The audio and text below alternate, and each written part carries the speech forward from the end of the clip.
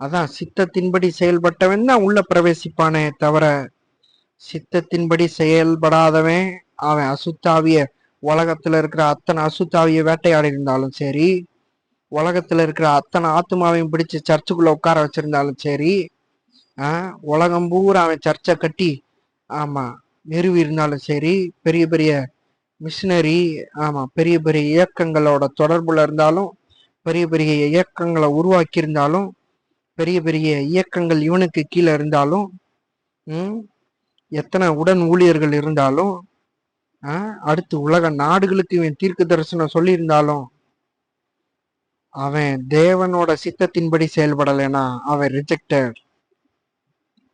அதத்தான் இங்க இயேசு கிறிஸ்து சொல்றாரு. இவ்வளவு வேலை செஞ்சவன் சித்தம் செய்யாத கூட இருக்கலாம்.